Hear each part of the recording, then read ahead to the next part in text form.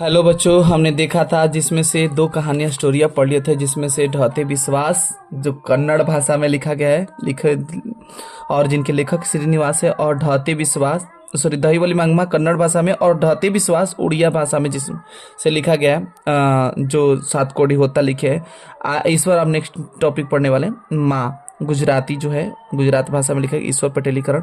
धीरे धीरे हम लोग का ऐसे चैप्टर खत्म हो जाएगा। इसके ऑब्जेक्टिव भी बाकी है, दही वाली मांगमा का बाकी है, ठीक है। और एक एक क्वेश्चन ढाते विश्वास एक एक करके हम लोग खत्म कर दिया जाएंगे। और शॉर्ट वीडियो में बिल्कुल इसके ऑब्जेक्टिव आएंगे, कभी लॉन्ग्स वीडियो में भी भेज देंगे, शॉर्ट वीडियो में भेज देंगे। तो आप लोग मिला लीजिएगा, देख लीजिएगा, कमेंट सेक्शन जरूर बताइएगा, जिससे कि आगे हम आगे शॉर्ट वीडियो और तो चलिए आगे आते हैं माँ चैप्टर, जिसका तीसरा चैप्टर है माँ। और इसके आगे बढ़ते हैं कि क्या कहता है, जिसके लेखक ईश्वर पटेलीकरण है। ईश्वर पटेलीकरण को हम लोग पढ़ते हैं, क्या बोलता है, एक एक कहानियां, और कहानी को समझते हुए चलेंगे। तो बोला क्या है, पढ़िएगा ध्यान से, गौर से एकदम फरमाइएगा, ठीक ना। बोला है कि ईश्वर पटेलीकरण गुजराती के लोकप्रिय कथाकार हैं। ये कहाँ के हैं? गुजराती के हैं।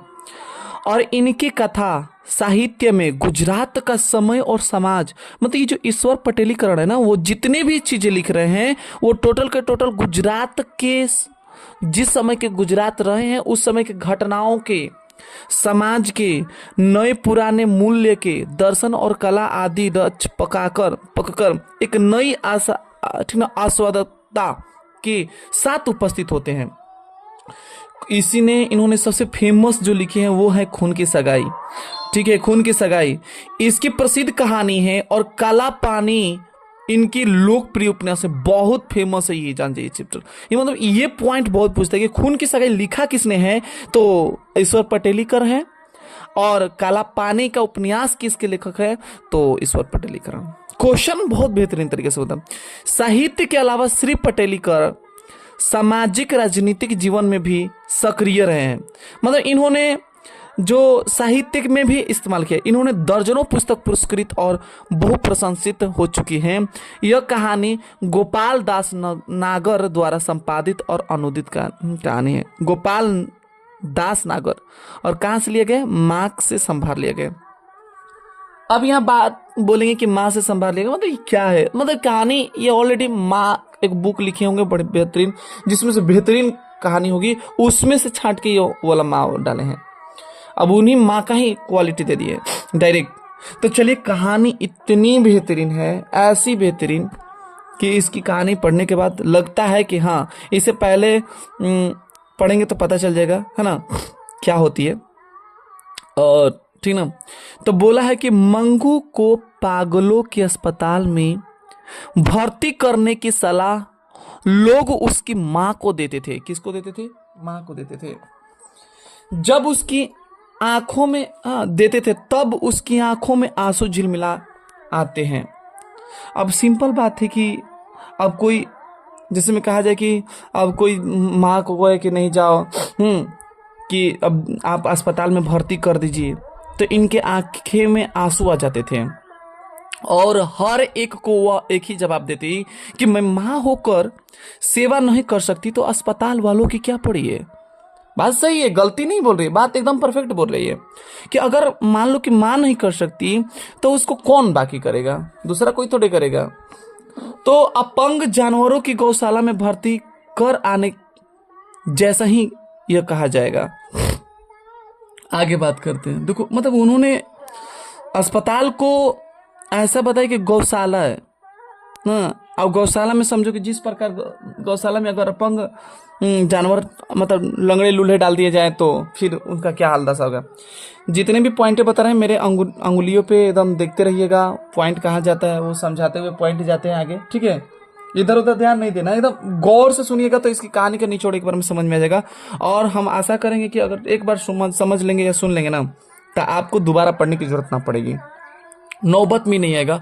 और आपका प्योर एनसीईआरटी है, कोई बनावट भी नहीं है, जितने भी हैं प्योर एनसीईआरटी है। आप देख भी रहे हैं कि एनसीईआरटी से एक एक लाइन उठ जा रही है।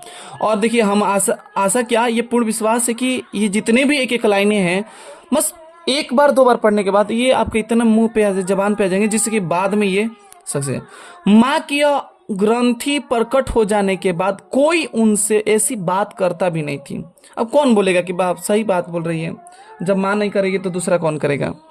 और जन्म की पागल और गूंगी पुत्री को वो जिस तरीके से पालती पोसती, सेवा करती है और लाड प्यार करती है, यह प्रत्यक्ष देख देख लोग उनकी प्रशंसा भी करते हैं। अब मान लो कि जिस तरीके से वो पागल को प्यार कर रही है ना, शायद कोई उतना प्यार करे। इस तरह पागल पुत्री को तो एक माँ ही पाल सकती है। माँ ऐसे होती है कि माँ के अलावा कोई दुनिया में कौन सा है ना। दूसरे के घर तो हो भूखी प्यासी कब की ही मर गई होती। लोग ऐसे सोचते हैं कि मतलब कि अगर कोई इतना प्यार लाड दे सकता है तो वो सिर्फ ओनली वन माँ ही दे सकती है, कोई और नहीं दे सकता है। और देने का भी हिम्मत वही है। और जीवित भी होती तो भी ऐसा हिष्ट पुष्ट तो नहीं होती। आगे बात क्या करे कि मंगू के अलावा उसकी माँ को 3 संतानें थी। जो उसकी माँ थी ना, उसके 3 संतानें, 2 पुत्र और 1 पुत्री। मतलब टोटल देखा जाए कि 2 पुत्र 2 बेटी, जिसमें से 1 बेटी पागल बन चुकी है। दोनों पुत्र पढ़ लिख कर शहर में काम में लग गए थे। पुत्री का विवाह हो चुका था और वह ससुराल चली गई थी। मंगू की माँ अपनी उन 3 संतानों को भूल गई हो यह बात नहीं थी। अब एक कुछ अपने ही बेटे, मतलब कि कभी कभी शक लग जाता है कि नहीं, माँ हम लोग को इतना प्यार नहीं की है और ये पागल लड़की को इतना प्यार करी, इसका मतलब कि हम लोग को भूल चुकी है और हम लोग को इतना भूल गई क्योंकि उसको ज्यादा प्यार लाड कर रही है, तो भूल गई होगी, फिक्स है भूल गई होगी। लेकिन ऐसा कोई बात नहीं, बिल्कुल नहीं। ये माँ का प्यार नहीं बढ़ता है। भले आधुनिक जमाना में अलग हो चुका है, लेकिन माँ होती है, प्यार नहीं बढ़ता है। जो माँ का असलियत दर्जा तो अलग होता है। तो अब क्या बोला गया है कि दोनों, अब क्या इसके बाद जो है कि भूल नहीं, किंतु समग्र मातृत्व मंगू पर ही निछावर। मतलब वो पागल बेटी क्या है, मंगू है, कोई और नहीं, पर ही निर्छावर हो गया था। इसलिए छुट्टियों में जब कभी लड़के घर आते तब उनका घर बार पौत्र पत्रियों से खिल उठता। फिर भी दादी माँ के रूप में वह हर्ष में पागल नहीं होती। मतलब कि देखो, एक हर जैसे में दादी का खुशी होता है कि भाई मेरा नाती है, पोता है, पोती है, तो उनके साथों खेलना झूमना उनको बहुत बेहतर लगता है। लेकिन इनको उतना नहीं। क्यों? क्योंकि इनकी एक बेटी पागल है, ऑलरेडी उनको ही संभाल रह रही है, तो फिर उनको ध्यान इधर उधर नहीं आता। उन बालकों को वह लेती, खिलाती और लाड प्यार, ऐसा ये भी बात नहीं है कि उनको छोड़ती भी, ऐसा बात नहीं है। एक नॉर्मल खिलाती भी, एकदम नॉर्मल बिहेवियर से एकदम करती जैसे करना चाहिए। ये नहीं कि धधा कर एकदम खुशी हो के आ जाओ और मेरे आए हैं बेटा सब नाती पोता, ऐसा भी नहीं। माँ के इस व्यवहार के विषय में पुत्र को तो कुछ ख्याल नहीं, क्योंकि पुत्र बेटा अपना देखेगा नहीं, देखता ही नहीं था, ठीक है। और पुत्र बधुए कसमसा जाते हैं। अब इनकी जो बहू है ना, मत पूछो, इतना आग जलने लगता था मन में, जलन ईर्ष्या कि भाई हाँ भाई पागल लड़की है, पागल लड़की के ही पीछे करे। हाँ भाई अपना लड़की थोड़ी है, अपना लड़की होती तो तब समझ में आता है ना, लड़के होते तब। तो दोनों बहुओं को की पति से यह एक ही फरियाद थी कि अपने पुत्र के बालक उन्हें बिल्कुल अच्छे नहीं लगते और पगली मंगू को छाती से भी अलग नहीं करती। वाह क्या प्यार है। मातृत्व के स्नेह में खींची हुई बहुएं माँ जी के प्रति अन्याय कर बैठती है। हाँ, वो भी कुछ ना भला बुरा सुना देती। इतना ही नहीं, पुत्री के बालकों के प्रति भी माँ जी का व्यवहार वैसे ही था, है ना। इनके भी बेटे जो आते थे तो भी वैसे ही व्यवहार करती, ऐसा नहीं कि अलग सा। इस कारण बहुएं पति के आगे बड़बड़ाकर जब थक जाती तब पुत्री माँ के मुंह पर ही सुना देती। मंगू को झूठा लाड लड़ाकर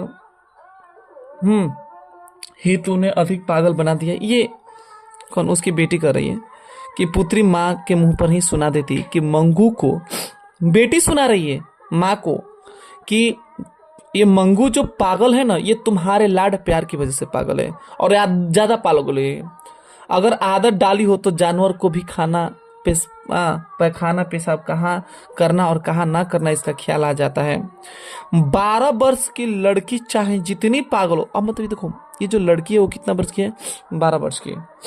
12 वर्ष की मंगू हो चुकी है। जितनी पागल हो ऊपर उसे आदत डाली हो तो क्या इतना ख्याल भी ना है कि वह गूंगी है पर कुछ बहरी नहीं, कि हमारी बातें सुने भी नहीं, भूल करने पर 2 थप्पड़ लगा दिए हो तो दूसरी बात ख्याल रखे। हाँ, क्योंकि जब भूल हो जाता तो 2 थप्पड़ लगा देने पर ख्याल रखने लगती है, लेकिन आपने तो ऐसा किया ही नहीं, हमेशा लाड़ प्यार दिया है।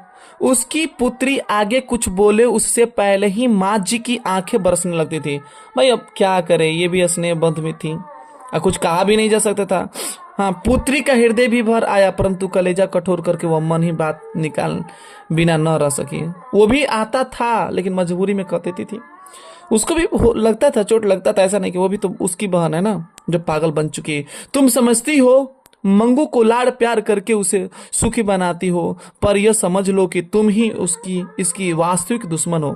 ये इसकी बेटी बोल रही है कि तुम ही उसकी वास्तविक दुश्मन हो, कोई और नहीं है। तुम कुछ हमेशा बैठी रहने की नहीं हो, भाभीियों के पाले पड़ेगी ना, वह नित्य अपने मल मूत्र धोने का झंझट कोई नहीं करेगा और वहीं वह दुखी हो जाएगी। कुछ रुककर धीमे स्वर में बोली, कहावत है कि यह झूठी नहीं पराई माँ ही कान छेदती है। मतलब वही है कि मतलब कि ये बोला जाता है कि पॉइंट, ये देखिए पॉइंट क्या कर रहा है कि ऐसा बात नहीं है कि किसी का कान भरने का बात होता है ना तो कोई और नहीं, पराई लोग नहीं, मतलब कि है ना, अपने घर के लोग छेद कर देते हैं, पराई माँ ही कान छेद देती है। मतलब ये जो भाभिया है ना वही हो गई, माँ के समान होती है भाभिया, इसीलिए पराई माँ ही कान छेदती, यही है। अस्पताल में रखने से पागलपन दूर होने का तो नहीं, पर मल मूत्र और कपड़े का ध्यान तो भी मतलब जरूर आ जाएगा, तो भी बहुत है। भाइयों के घर में भगवान ने बहुत कुछ दिया है, भाभिया एक बार भी खाना को न देती तो ऐसे ओछी नहीं है। मतलब वो बोल रही है, उनकी बेटी बोल रही है कि ऐसा भी नहीं है कि भाई भगवान, मतलब भगवान ने भाई के घर में बहुत कुछ दिया है, और अगर भाभी भी ऐसी भी नहीं है, बुरी नहीं है कि इसको खाने के लिए न पूछेगी, बिल्कुल पूछेगी, ऐसा नहीं पूछेगी। माँ जी लोगों को अस्पताल के लिए गौशाला का उपमा देती थी। देखो अस्पताल गौशाला का दे रहा, ये बहुत पूछता है। तब लोग पराई की तरह जो नहीं कह पाते थे वह उनकी पुत्री को ही कह डालती थी। देखो ऐसे में तो देखा जाए कि जब उसको माँ को नहीं कह पाते थे ना तो अपने उसकी बेटी को सुना देते थे। अस्पताल गौशाला जैसा होगा और शायद मंगू मर गई तो उसका और कुटुंब का छुटकारा होगा। अब पागल लड़की को यही ना मौत ही देखा जाए, लेकिन मौत कैसा होना चाहिए, भगवान के थ्रू होना चाहिए, नहीं कि अपने थ्रू कि भाई पैसा ट्रीटमेंट नहीं किया मर गई, ये नहीं किया वो मर गई उसकी वजह से मर गई, नहीं ऐसा नहीं। मंगू की मौत को माँ जी भी छुटकारा मानती थी, वो भी सोच रहे कि मर जाए तो बेहतर है, इतना बड़ी हम भी परेशानी में मिल जाए, मौत हो जाए तो बेहतरीन है, यदि वो प्राकृतिक रूप से आए तो। परंतु लापरवाही दिखाकर उसे जानबूझकर मौत के मुंह में ढकेलने का विचार उन्हें असहाय लगता था। वो भी जानबूझ के नहीं चाहती थी। स्वार्थ से सभी सगे, पर निस्वार्थ से सगा हो वही सच्चा सगा होता है। हाँ, हर एक इंसान निस्वार्थ होना चाहिए। पुत्र कमाते धमाते हो, पुत्री ससुराल में हिडोले झुलाती हो, उनसे प्यार भरा संबंध रखने पर कोई अर्थ न था। मंगू की सच्ची माँ बनी रहे तभी माँ बेटी का संबंध सार्थक था। इसलिए पुत्री कहे या पुत्र कहे तो भी मंगू को अस्पताल द्वारा मौत के मुंह में ढकेलने को माँ जी तैयार नहीं थी। पुत्र माँ के इस भाव को समझ गए थे, वो जान गए थे कि माँ बस की बात नहीं है, इसको कितना भी कुछ कर दे गौशाला में नहीं ढकेलेगी, इसलिए वो कभी भी ऐसी बातें करते ही नहीं थे, बोलते ही नहीं थे कि नहीं इसको भेज दो गौशाला में। क्योंकि 3 गोरे निष्णात डॉक्टरों ने एक मत होकर निदान प्रकट किया था कि पागलपन मिटाना संभव नहीं है, केवल एक विश्वास था कि किसी ट्रेंड और अनुभवी नर्स या डॉक्टर की देखरेख में उसे रखा जाए तो आदत के कारण शायद उसे शौच और कपड़ों का ध्यान आ जाएगा, परंतु ऐसी अवस्था घर के पास हो सके यह संभव नहीं था, इसलिए वे मौन थे। ठीक ना, जल्दी नहीं हो सकता, बड़ी भारी था। फिर भी माँ जी ने अपने श्रद्धा के अनुसार उपचारित जारी रखे थे। दावा करने वाले बिना बुलाए घर पहुंचते थे। शिलाजीत बेचने वाले या हींग बेचने वाले, ये बड़े फेमस हैं, शिलाजीत हींग बेचने वाले। अभी तो आया नहीं क्वेश्चन, लेकिन कभी अचानक ये क्वेश्चन आ जाए। मंगू को पागल जानकर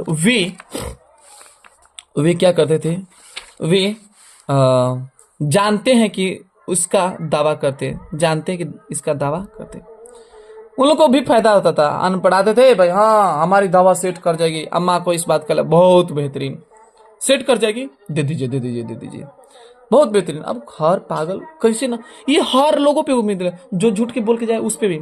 माँ जी मानती थी कि 1000 उपचार में से एगो तो पक्का लग जाएगा, एक फिक्स है, एगो लग जाए ना तो काफी है ना। इसलिए दूसरे की दृष्टि में पागलपन जैसी बातें भी गंभीरता से सुनती और श्रद्धा से उसे अम्पल करती। किसी ज्योतिष ने कहा था कि आने वाले अगहन का महीना, ये बहुत बेहतरीन, अगहन का महीना उसके लिए श्रेष्ठ है, इसलिए संभव है कि वह ठीक हो जाए। तभी से अगहन का महीना माँ जी के लिए आराध्य देव बन गया था, बहुत बेहतरीन बन गया था। तो आशा करेंगे कि यहाँ तक आपको कहानी स्टोरी बेहतरीन लगी होगी, है ना। और आगे ऐसी कहानी जा रही है कि मतलब उसको एक, फिर मैं आपको बता दूं कि ये जो आगे, है ना, जाने के बाद क्या होता है कि वो बहुत लोग आते हैं, ज्योतिष आता है, कहता है ठीक हो जाएगा, उम्मीद भी रखती है और आगे ले जाती है, और साथ ही साथ उसका उम्मीद जारी रहता है। साथ ही साथ एक गांव के लड़की भी पागल हो जाती है और पागल होकर उसको अस्पताल में भर्ती कर दी जाती है, और भर्ती करने के बाद क्या वो ठीक हो जाती है या नहीं ठीक होती है। आती है घर पे, गांव में आती है, उसको मंगू की माँ देखती है और देखने के बाद उसका क्या निर्णय बदलता है, ठीक है। तो कमेंट सेक्शन में जरूर बताइएगा कि इसके नेक्स्ट पार्ट डाला जाए, ठीक है ना। और आशा करेंगे इतना समझ में आ गया होगा, और अगले नेक्स्ट पार्ट में मिलते हैं बेहतरीन कहानी के साथ। कमेंट सेक्शन में जरूर आपके नेक्स्ट पार्ट अवश्य डाल दी जाएंगे। Thank you for watching this video.